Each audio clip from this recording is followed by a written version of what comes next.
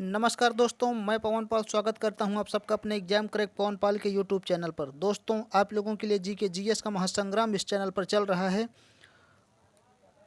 जो हर एग्ज़ाम में पूछा जाता है, एग्ज़ाम ओरिएंटेड है दोस्तों। और दोस्तों, हम आप लोगों के लिए वीडियो अपलोड पर डे करते हैं। आप लोग वीडियो को देखा कीजिए, ठीक है दोस्तों, पूरा देखा कीजिए, क्योंकि हर एग्ज़ाम आप लोगों के लिए परीक्षा के दृष्टिकोण से काफ़ी महत्वपूर्ण है। ठीक है दोस्तों, हम फालतू के क्वेश्चंस नहीं करवाते, जो क्वेश्चन एग्ज़ाम में पूछे जाते हैं हम वही करवाते हैं, ठीक है। और हाँ, अगर आप लोग हमारे इस चैनल पर नए हैं तो हमारे इस चैनल को नीचे रेड कलर का सब्सक्राइब लिखा हुआ है, उस पर क्लिक करके बगल में बेल आइकन आएगा, उसको ऑल पर सेट कर लीजिएगा, ठीक है दोस्तों, ताकि हमारे सारी वीडियो का नोटिफिकेशन आप तक पहुंचता रहे, ठीक है दोस्तों। दोस्तों, ज़बरदस्त तैयारी आप लोगों की कराने के लिए अब मैथ की भी क्लास चालू हो गई है, ठीक है, और बहुत ही जल्द अपलोड हो रही है आप लोगों के लिए। तो चलिए, आप लोगों का ज़्यादा समय न लेते हुए हम आज आपके प्रश्नों पर चलते हैं, ठीक है। पहला क्वेश्चन आपका कह रहा है कि मानव द्वारा श्वसन में क्या छोड़ा जाता है। तो बताना है आपको कि इंसान जो है श्वसन में कौन सी गैस छोड़ता है। पहला ऑप्शन कह रहा है गैसों का मिश्रण, दूसरा कह रहा है कार्बन मोनोऑक्साइड, तीसरा कह रहा है ऑक्सीजन, चौथा ऑप्शन आपको कह रहा है कार्बन डाइऑक्साइड। तो बताइए, मानव जो है श्वसन में कौन सी गैस उत्सर्जित करता है। तो आपका कार्बन डाइऑक्साइड हो जाएगा, ठीक है, सभी जानते हैं। कार्बन डाइऑक्साइड दोस्तों मानव छोड़ता है और क्या लेता है, ऑक्सीजन, ठीक है। ऑक्सीजन को ग्रहण करता है, कार्बन डाइऑक्साइड छोड़ता है, ठीक है दोस्तों। चलिए अगले प्रश्न पर चलते हैं। अगला प्रश्न है आपका, कौन सी नदी अरब सागर में नहीं मिलती है। तो बताइए, कौन सी नदी अरब सागर में नहीं मिलती। पहला है नर्मदा, दूसरा है ताप्ती, तीसरा है पेरियार, चौथा है महानदी। तो दोस्तों, अरब सागर में जो नदी नहीं मिलती है वो है महानदी, ठीक है। कौन है, महानदी। आपका ऑप्शन नंबर 4 सही हो जाएगा, ठीक है दोस्तों। एक काम और किया कीजिए कि हमारे आंसर देने के पहले ही आप लोग आंसर दे दिया कीजिए, देने की कोशिश कीजिए। अगर नहीं भी आ रहा है तो और ही जल्दी समझ में आएगा, ठीक है। चलिए अगले प्रश्न पर चलते हैं। अगला प्रश्न है आपका, खजुराहो के स्मारक कहाँ पाए जाते हैं। पहला है महाराष्ट्र, दूसरा है बिहार, तीसरा है मध्य प्रदेश, चौथा है गुजरात। तो दोस्तों, खजुराहो के स्मारक जो है वो मध्य प्रदेश में पाए जाते हैं, ठीक है। कहाँ पाए जाते हैं, मध्य प्रदेश में, ठीक है दोस्तों। दोस्तों, खजुराहो स्मारक समूह यूनेस्को की विश्व धरोहर सूची में शामिल है। ये स्मारक समूह हिंदू धर्म तथा जैन धर्म के स्मारकों के समूह हैं। ये मध्य प्रदेश राज्य के छतरपुर में स्थित हैं, ठीक है दोस्तों। इतनी जानकारी मिली इस क्वेश्चन से। चलिए अगले प्रश्न पर चलते हैं। अगला प्रश्न है दोस्तों, स्वराज पार्टी के संस्थापक कौन थे। तो बताइए, स्वराज पार्टी के संस्थापक कौन थे। चार ऑप्शन आप लोगों के सामने दिए गए हैं। पहला है सी राजगोपालाचारी, दूसरा है मोतीलाल नेहरू, तीसरा है लाला लाजपत राय, चौथा है महात्मा गांधी। तो दोस्तों, स्वराज पार्टी के संस्थापक मोतीलाल नेहरू थे, ठीक है। दूसरा ऑप्शन आपका सही हो जाएगा, ठीक दोस्तों, मोतीलाल नेहरू।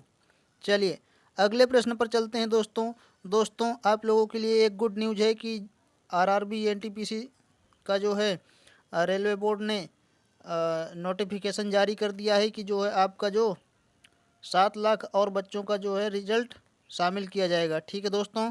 उसमें तो आपका कुल जो 3.5 लाख बच्चे का कट गए थे, उसमें अब 3.5 लाख बच्चे का और जोड़ा जाएगा, रिवाइज रिजल्ट तैयार किया जाएगा, ठीक है दोस्तों। चलिए, तो तैयारी पूरी तरीके से चालू कर दीजिए, ठीक है। पेपर भी जो है अप्रैल लास्ट में होने के चांस हैं, तो आप लोग एकदम जुट जाइए मन से, ठीक है दोस्तों। अगला क्वेश्चन आपका कह रहा है कि विश्व कप क्रिकेट में लगातार 4 शतक लगाने वाला पहला क्रिकेटर कौन था। तो बताइए, पहला ऑप्शन आपका है कुमार संगकारा, दूसरा है एबी डिविलियर्स, तीसरा है राज टेलर, चौथा है सईद अनवर। तो बताइए कौन था। तो दोस्तों, विश्व कप क्रिकेट में लगातार 4 शतक लगाने वाला पहला क्रिकेटर कुमार संगकारा थे, ठीक है। कौन थे, कुमार संगकारा। चलिए अगला प्रश्न पर चलते हैं। अगला प्रश्न है आपका कि भारत किस सन में ब्रिटिश साम्राज्य के प्रत्यक्ष शासन के अधीन आ गया था। बताइए किस सन में आ गया था। पहला है 1857, दूसरा है 1858, तीसरा है 1859, चौथा ऑप्शन आपका कह रहा है 1856। तो बताइए किस सन में भारत ब्रिटिश साम्राज्य के प्रत्यक्ष शासन के अधीन आ गया था? तो 1858 में। ठीक है, दूसरा ऑप्शन आपका सही हो जाएगा। ठीक है दोस्तों, कौन सा ऑप्शन? दूसरा ऑप्शन। चलिए अगले प्रश्न पर चलते हैं। अगला प्रश्न है आपका, राज्यसभा को और किस नाम से भी जाना जाता है? तो बताइए राज्यसभा को और किस नाम से जाना जाता है? पहला है विधान परिषद, दूसरा है वरिष्ठ सदन, तीसरा है उच्च सदन, चौथा है निम्न सदन। तो बताना है आप लोगों को अन्य किस नाम से जो है भारत की राज्यसभा को जाना जाता है। तो दोस्तों भारत की जो राज्यसभा है उसको भारतीय संसद, राष्ट्रपति, लोकसभा तथा राज्यसभा से मिलकर बनी होती है। इसमें लोकसभा को निम्न सदन तथा राज्यसभा को उच्च सदन कहा जाता है। राज्यसभा में कुल 245 सदस्य होते हैं, जिनमें से 12 सदस्य भारत के राष्ट्रपति द्वारा मनोनीत किए जाते हैं। ठीक है दोस्तों, तो आपका कौन सा ऑप्शन सही हो जाएगा बताइए आप लोग। तो दोस्तों इसमें आपका मिस टाइपिंग हो गया है, उच्च सदन हो जाएगा ये, उच्च सदन। ठीक है, उच्च सदन ये आपका सही हो जाएगा। ठीक दोस्तों, चलिए अगले प्रश्न पर चलते हैं। अगला प्रश्न है आपका, यूरो किसकी मुद्रा है? तो बताइए यूरो किसकी मुद्रा है? पहला है यूके, दूसरा है स्वीडन, तीसरा है यूरोपीय जोन, चौथा है डेनमार्क। तो दोस्तों आंख बंद करके और फटाक से आंसर दीजिए कि यूरो जो है यूरोपीय जोन की मुद्रा है। ठीक है, किसकी? यूरोपीय जोन की। चलिए अगले प्रश्न पर चलते हैं दोस्तों। अगला प्रश्न आपसे पूछ रहा है कि भारत पाक के किस युद्ध के बाद ताशकंद घोषणा की गई थी? तो बताइए 1947, 1965, 1971 या 1999? तो आपका 1965 में। ठीक है, भारत पाक के 1965 युद्ध के बाद ताशकंद घोषणा की गई थी। चलिए अगले प्रश्न पर चलते हैं। चलते लिफ्ट में व्यक्ति के वजन पर क्या असर होगा? पहला है बढ़ जाएगा, दूसरा है घट जाएगा, तीसरा भार नहीं बदलेगा, चौथा बढ़ या घट सकता है। तो दोस्तों जब लिफ्ट एक समान गति से चल रही हो तो उसमें भार नहीं बदलेगा। ठीक है, क्या हो जाएगा? भार नहीं बदलेगा, एक समान रहेगा।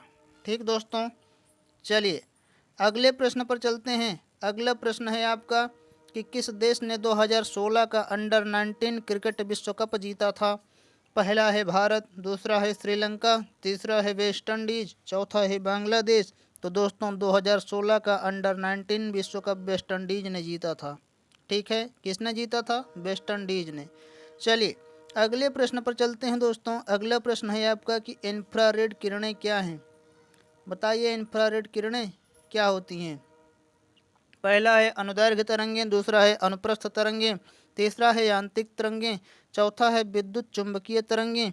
तो जो है दोस्तों इंफ्रारेड किरणें जो है वो विद्युत चुंबकीय तरंगें होती हैं। ठीक है, चौथा ऑप्शन आपका सही हो जाएगा 12वें प्रश्न का। चलिए अगले प्रश्न पर चलते हैं। अगला प्रश्न है आपका कि स्वतंत्रता की प्रतिमा स्टैच्यू ऑफ लिबर्टी कहाँ स्थित है? तो बताइए कहाँ स्थित है? पहला है पेरिस, दूसरा है वाशिंगटन, तीसरा है जिनेवा, चौथा है न्यूयॉर्क। तो दोस्तों स्वतंत्रता की प्रतिमा यानी कि स्टैचू ऑफ लिबर्टी जो है वो न्यूयॉर्क में स्थित है। ठीक है, कहाँ स्थित है दोस्तों? न्यूयॉर्क में। ठीक है दोस्तों, चलिए अगले प्रश्न पर चलते हैं। अगला प्रश्न है आपका कि भारत सरकार द्वारा 2012 से 2017 में किस पंचवर्षीय योजना का ड्राफ्ट तैयार किया जा रहा था? बताइए 2012 से 2017 में कौन सी पंचवर्षीय योजना का ड्राफ्ट तैयार किया जा रहा था भारत सरकार द्वारा? पहला ऑप्शन है 10वीं, दूसरा ऑप्शन है 11वीं, तीसरा ऑप्शन है 12वीं, चौथा ऑप्शन है 13वीं। तो दोस्तों बताइए कौन सा ऑप्शन आपका सही हो जाएगा? तो 2012 से 2017 के बीच 12वीं पंचवर्षीय योजना का ड्राफ्ट तैयार किया जा रहा था। तीसरा ऑप्शन आपका सही हो जाएगा 14वें प्रश्न का। ठीक है, चलिए अगले प्रश्न पर चलते हैं। अगला प्रश्न आपका कह रहा है कि भारत का पहला सुपर कंप्यूटर किसे माना जाता है? भारत का पहला सुपर कंप्यूटर किसे माना जाता है? पहला है आदित्य, दूसरा है विक्रम 100, तीसरा है परम 800 8000, तीसरा है शास्त्री टी तो बताइए भारत का पहला सुपर कंप्यूटर किसे माना जाता है? तो दोस्तों भारत का पहला सुपर कंप्यूटर परम 8000 को माना जाता है। ठीक है, यानी कि परम 8000। अगले प्रश्न पर चलें दोस्तों। उससे पहले अगर आप लोगों को ये वीडियो अच्छी लग रही हो, समझ में आ रही हो, तो हमारे इस चैनल को लाइक, शेयर और सब्सक्राइब कर लीजिए दोस्तों, और दोस्तों को भी इससे जोड़िए ताकि उनको भी इसका लाभ मिल सके, और इस चैनल को एक बड़ा परिवार बनाइए। ठीक है दोस्तों, चलिए अगले प्रश्न पर चलते हैं। अगला प्रश्न है आपका दोस्तों कि नागालैंड की राजधानी कौन सी है? तो बताइए नागालैंड की राजधानी कौन सी है? दोस्तों राजधानी भी पूछता है कुछ एग्जाम में, तो बताना है आपको। पहला है दीमापुर, दूसरा है कोहिमा, तीसरा है मोकोकचुंग, चौथा है तेजपुर। तो नागालैंड की राजधानी क्या है बताना है, तो बता दीजिए। नागालैंड की राजधानी कोहिमा है। ठीक है, क्या है? कोहिमा। चलिए अगले प्रश्न पर चलते हैं। अगला प्रश्न है आपका कि बारूद में मुख्य रूप से क्या शामिल होता है? पहला है कैल्शियम सल्फेट, दूसरा है पोटेशियम नाइट्रेट, तीसरा है लीड सल्फाइड, चौथा है जिंक सल्फाइड। तो दोस्तों बारूद में मुख्य रूप से पोटेशियम नाइट्रेट जो है वो सम्मिलित होता है। ठीक है, क्या सम्मिलित होता है? Potassium nitrate. दोस्तों बारूद बनाने के लिए इसमें मुख्य रूप से पोटेशियम नाइट्रेट KNO3 मिलाया जाता है। ठीक है दोस्तों, KNO3 सोरा नामक खनिज के रूप में पाया जाता है। इसका उपयोग मुख्यतः रॉकेट के नोदक, उर्वरक तथा पटाखों में किया जाता है। ठीक है दोस्तों, इतनी जानकारी हमें इस प्रश्न से मिली। चलिए अगले प्रश्न पर चलते हैं। अगला प्रश्न है आप लोगों का NGT का पूरा नाम क्या है? पहला है नेशनल जियोग्राफिक टीवी, दूसरा है नेशनल ग्रीन ट्रांसपोर्ट, तीसरा है नेशनल ग्रीन ट्रस्ट, चौथा है नेशनल ग्रीन ट्रिब्यूनल। आइए कौन सा सही हो जाएगा? तो दोस्तों आपका नेशनल ग्रीन ट्रिब्यूनल जो है ये NGT का फुल फॉर्म हो जाएगा। ठीक है, क्या हो जाएगा? National green tribunal. चलिए अगले प्रश्न पर चलते हैं दोस्तों। अगला प्रश्न है स्टेनलेस स्टील क्या है? स्टेनलेस स्टील क्या है? पहला यौगिक, दूसरा मिश्रण, तीसरा तत्व, चौथा मिश्र धातु। तो दोस्तों स्टेनलेस स्टील जो है वो मिश्र धातु है। ठीक है, चौथा ऑप्शन आपका सही हो जाएगा। चलिए अगले प्रश्न पर चलते हैं दोस्तों। अगला प्रश्न है आप लोगों का कि निम्नलिखित में से कौन सा विद्युत का सुचालक नहीं है? पहला है चीनी मिट्टी के बर्तन, दूसरा है एल्यूमिनियम, तीसरा है टंगस्टन, चौथा ऑप्शन है निकल।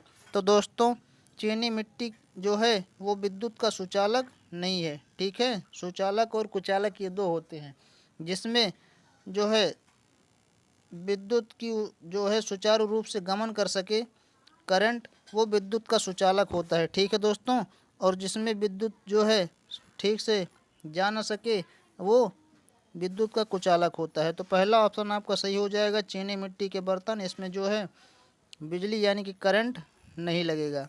ठीक है, चलिए अगले प्रश्न पर चलते हैं। अगला प्रश्न है बनारस हिंदू विश्वविद्यालय की स्थापना किसने की थी? दोस्तों बनारस हिंदू विश्वविद्यालय की स्थापना किसने की थी बताइए आप लोग। गुलजारी लाल नंदा, मदन मोहन मालवीय, जयप्रकाश नारायण या सर्वपल्ली राधाकृष्णन। तो दोस्तों बनारस हिंदू विश्वविद्यालय की स्थापना मदन मोहन मालवीय ने की थी। ठीक है, किसने किया था? मदन मोहन मालवीय ने। आपका दूसरा ऑप्शन दोस्तों सही हो जाएगा। चलिए अगले प्रश्न पर चलते हैं दोस्तों। अगला प्रश्न है आपका कि सिंधु घाटी सभ्यता की सबसे महत्वपूर्ण विशेषता क्या थी? पहला है वस्तु विनिमय प्रणाली, दूसरा है स्थानीय परिवहन प्रणाली, तीसरा है ईंट के बने भवन, चौथा है प्रशासनिक प्रणाली। तो दोस्तों सिंधु घाटी सभ्यता की सबसे महत्वपूर्ण विशेषता जो थी वो थी ईंट के बने भवन। ठीक है दोस्तों, सिंधु घाटी सभ्यता में ईंट के बने भवन पाए गए थे। ठीक है, चलिए और सिंधु घाटी की खोज किसने की थी? सिंधु सभ्यता की खोज ये भी प्रश्न पूछा जाता है। तो दोस्तों सिंधु घाटी सभ्यता की खोज राय बहादुर दयाराम साहनी ने किया था। ठीक है दोस्तों, चलिए अगले प्रश्न पर चलते हैं दोस्तों। अगला प्रश्न है आपका कि कंपाइलर क्या है? बताना है आपको कंपाइलर क्या है। हार्डवेयर, सॉफ्टवेयर, ना तो हार्डवेयर और ना ही सॉफ्टवेयर, और चौथा ऑप्शन आपका कह रहा है कार्ड। तो दोस्तों कंपाइलर जो होता है वो एक सॉफ्टवेयर होता है। ठीक है दोस्तों, कंपाइलर एक सॉफ्टवेयर होता है। ये जो है भाषाओं को चेंज करने के लिए, ठीक है, भाषाओं को मशीनरी लैंग्वेज में चेंज करने के लिए ये होते हैं, ठीक है। कंपाइलर, असेंबलर और इंटरप्रेटर, ये 3 प्रकार के होते हैं। ये अपने हिसाब से भाषाओं को चेंज करते हैं मशीनरी लैंग्वेज में, ठीक है दोस्तों। चलिए अगले प्रश्न पर चलते हैं। अगला प्रश्न है आपका कि इनसैट 3D एक उन्नत मौसम निगरानी पेलोड वाला मौसम उपग्रह को कब लॉन्च किया गया था? पहला है 2012, दूसरा है 2013, तीसरा है 2014, चौथा है 2015। तो बताइए कब लॉन्च किया गया था इसको? तो दोस्तों इसे 2013 में लॉन्च किया गया था, ठीक है, 2013 में। ठीक दोस्तों, आपका दूसरा ऑप्शन सही हो जाएगा। चलिए दोस्तों अगले प्रश्न पर चलते हैं। अगला प्रश्न है आप लोगों का कि पृथ्वी के थलीय क्षेत्रों में भारत का हिस्सा कितना है? ठीक है दोस्तों, पृथ्वी के थलीय क्षेत्रों में भारत का हिस्सा कितना है? दोस्तों जितनी बड़ी पृथ्वी है उसके प्रतिशत में भारत की थल सीमा कितनी है ये बताना है, ठीक है। पहला ऑप्शन आपको कह रहा है 2.8%, दूसरा ऑप्शन कह रहा है 2.4%, तीसरा ऑप्शन कह रहा है 2.0%, चौथा ऑप्शन आपका कह रहा है 3.2%। तो बताइए कौन सा है, कितना हो जाएगा, कौन सा ऑप्शन सही हो जाएगा? तो दोस्तों पृथ्वी के कुल थलीय क्षेत्रों में भारत का 2.4% हिस्सा है, ठीक है। कितना है? 2.4%। चलिए अगले प्रश्न पर चलते हैं दोस्तों। अगला प्रश्न है आपका कि कौन सी बीमारी दिल से संबंधित नहीं है? तो बताइए कौन सी बीमारी दिल से संबंधित नहीं है? एन्यूरिज्म, कार्डियोमायोपैथी, डिप्थीरिया या फिर मायोकार्डियल रप्चर। तो बताइए कौन सा ऑप्शन सही हो जाएगा? तो दोस्तों आपका तीसरा ऑप्शन सही हो जाएगा, डिप्थीरिया, ठीक है दोस्तों। क्या हो जाएगा? डिप्थीरिया जो है वो दिल से संबंधित नहीं है। दोस्तों डिप्थीरिया एक संक्रामक रोग है जो सबसे अधिक छोटी आयु के बच्चों में पाया जाता है। रोग का कारण कोराइन बैक्टीरिया डिप्थीरिया नामक जीवाणु होता है, ठीक है दोस्तों। इस प्रश्न से हमें इतनी जानकारी मिलती है। चलिए अगले प्रश्न पर चलते हैं। अगला प्रश्न है आपका कि बांग्लादेश की थलीय सीमा किसके साथ है? तो बताना है आपको कि बांग्लादेश की थलीय सीमा किसके साथ है। पहला है केवल भारत, दूसरा है भारत और म्यांमार, तीसरा है भारत और भूटान, चौथा है भारत और चीन। तो बताइए कौन सा ऑप्शन सही हो जाएगा? दोस्तों भारत और म्यांमार, ठीक है, भारत और म्यांमार दूसरा ऑप्शन आपका सही हो जाएगा। दोस्तों बांग्लादेश के उत्तर पूर्व और पश्चिम की सीमाएं भारत से जबकि दक्षिण पूर्व की सीमा म्यांमार से मिलती है। बांग्लादेश एक स्वतंत्र राष्ट्र के रूप में सन 1971 में अस्तित्व में आया था, ठीक है दोस्तों। चलिए अगले प्रश्न पर चलते हैं। अगला प्रश्न है आपका कि निम्नलिखित में से कौन सा इस समूह से संबद्ध नहीं है? पहला है पांडा ग्लोबल, दूसरा है रैबिट, तीसरा है अवास्ट, चौथा है कैस्पर्सकी। तो दोस्तों रैबिट जो है वो इस समूह से भिन्न हो जाएगा, ठीक है। क्या हो जाएगा? अलग हो जाएगा, ठीक है। आपका दूसरा ऑप्शन सही हो जाएगा दोस्तों, ठीक है दोस्तों। चलिए अलग अगले प्रश्न पर चलते हैं। अगला प्रश्न है आपका कि उच्च चीनी राष्ट्रपति उस चीनी राष्ट्रपति का नाम क्या है जिसने 2015 में भारत का दौरा किया था? तो दोस्तों 4 ऑप्शन आप लोगों के सामने हैं। पहला है शी जिनपिंग, दूसरा है हुन जिनताओ, तीसरा है जियांग जेमिन, चौथा है ली जियाननिंग। तो दोस्तों उस चीनी राष्ट्रपति का नाम शी जिनपिंग है, ठीक है। कौन है? शी जिनपिंग, जो इस समय भी भारत के राष्ट्रपति हैं, चाइना के राष्ट्रपति हैं, ठीक है। चलिए अगले प्रश्न पर चलते हैं। अगला प्रश्न है आपका आईसीटी किसका संक्षिप्त नाम है? तो आईसीटी का संक्षिप्त नाम बताना है आप लोगों को, यानी कि उसका फुल फॉर्म बताना है आईसीटी का। तो पहला है इंटरनेशनल कम्युनिकेशन टेक्नोलॉजी, दूसरा है इंटेलिजेंट कम्युनिकेशन टेक्नोलॉजी, तीसरा है इंटर स्टेट कम्युनिकेशन टेक्नोलॉजी, चौथा है इंफॉर्मेशन एंड कम्युनिकेशन टेक्नोलॉजी। तो बताइए कौन सा ऑप्शन सही हो जाएगा दोस्तों आपका इंफॉर्मेशन एंड कम्युनिकेशन टेक्नोलॉजी यही आपका सही हो जाएगा, ठीक है। आईसीटी का फुल फॉर्म यही होता है, ठीक है दोस्तों। तो ये रहे आपके आज के 30 महत्वपूर्ण प्रश्न जो आप लोगों के लिए हमने लाया है। ये दोस्तों हर एग्ज़ाम के लिए काफ़ी इम्पोर्टेंट हैं और बहुत ही महत्वपूर्ण प्रश्न है। तो कैसे लगे आपको कमेंट करके ज़रूर बताइएगा। दोस्तों, जाने से पहले हमारे वीडियो को प्लीज़ लाइक, शेयर और सब्सक्राइब कर दीजिए। ठीक है दोस्तों, तो मिलेंगे नेक्स्ट वीडियो में और भी इम्पोर्टेंट प्रश्नों के साथ। तब तक के लिए दीजिए इजाज़त। धन्यवाद।